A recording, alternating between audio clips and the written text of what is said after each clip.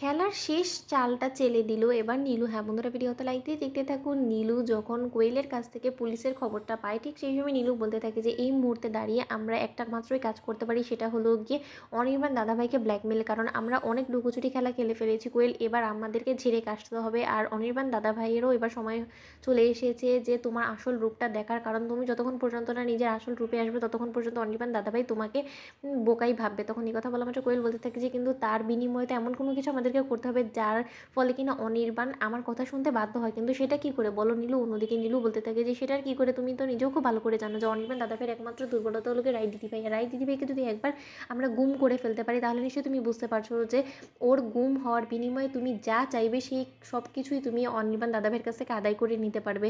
তখন এই কথা বলা মাত্র কোয়েল বলতে থাকে যে তাহলে আর অপেক্ষা কিসে, সেটাই বরঞ্চ করে ফেলে। অন্যদিকে রায় অফিস থেকে ফেরার পথে নীলু ওর ভাড়া করা গুন্ডাদের দিয়ে যখন রায়কে কিডন্যাপ করিয়ে নিয়ে চলে যায়, ঠিক সেই মুহূর্তেই কোয়েল বলতে থাকে যে অনির্বাণ তোমার খুব শখ ছিল না, তুমি আমাকে একদিনের সময় দিয়েছো যে আমি যদি এরই মধ্যে আমার নিজেকে সত্য বলে না প্রমাণ করতে পারি তাহলে তুমি আমাকে পুলিশের হাতে তুলে দিবে, তাই তো? তাহলে যাও, আমি নিজের মুখে স্বীকার করছি যে হ্যাঁ এই সকল অপরাধগুলো আমি করেছি। এবার বলো তুমি আমাকে কী করবে, কী শাস্তি দিবে বলো?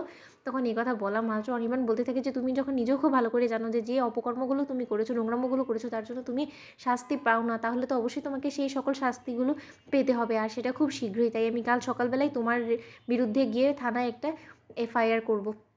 অন্যদিকে এই কথা বলা মাত্র সকাল হওয়া মাত্রই যখন অনির্বাণ থানায় যাওয়ার উদ্দেশ্যে রওনা হতে নেয়, ঠিক সেই মুহূর্তেই অনির্বাণের কাছে স্রোতের ফোন আসে আর এসে বলতে থাকে যে আচ্ছা অনিদা, রাই দিদিভাইকে তোমার ও বাড়িতে গিয়েছে? তখন অনির্বাণ বলতে থাকে যে না তো রাই এই সময় আমার বাড়িতে কি করবে বলো তো? তুমি তো খুব ভালো করে জানো যে ওই বাড়ি আমাকে সব কিছুকে ছেড়ে চলে গিয়েছে চিরতরে, তাহলে কেন ওর খোঁজ মিলছে না? স্রোত আমার কাছ থেকে একদম কোনো কিছু লুকোনোর চেষ্টা করবে না, আমি যথেষ্ট পরিমাণে ওর জন্য স্ট্রেসড, তুমি প্লিজ আমাকে বলো যে ওর কী হয়েছে। তখন স্রোত বলতে থাকে যে সেরকম কোনো কিছুই না, আসলে কাল রাতে পর থেকে নাকি রায় দিদিভাইয়ের কোনো খোঁজ মিলছে না, রায় দিদিভাই ফোনও রিসিভ করছে না, তার থেকে বড় কথা রায় দিদিভাই বাড়িও ফিরেনি, তাহলে গেল তো গেল কোথায়? তুমি বরঞ্চ ফোনটা রাখো, আমরা আমাদের মতো করে ম্যানেজ করে নিব। অনি দাদা ভাই তুমি এর মাঝখানে না না গলো, সেটাই বরঞ্চ বেটার। অন্যদিকে এই কথা বলা মাত্র অনির্বাণ বলতে থাকে যে কোয়েল তুমি বলো তুমি কী করেছো আমার রায়ের সাথে? তুমি নির্ঘাত এমন কোনো কিছু করেছো যার ফলে কিনা তুমি এখন এত বড় স্পর্ধা করে আমাকে এটা বলছো যে আমি যাতে পুলিশের কাছে গিয়ে তোমার এগেনস্টে কেস ফাইল করি? তুমি নির্ঘাত কোনো কিছু করেছো? তখন কোয়েল পাগলের মতন হাসতে থাকে আর বলতে থাকে যে কেন, তোমার তো বড্ড বেশি শখ ছিল অনির্বাণ আমাকে পুলিশের হাতে তুলে দাও, তাহলে এবার দাও। শোনো অনির্বাণ, তোমাকে স্পষ্টরূপে আমি একটা কথা বলি, কারণ তোমার সামনে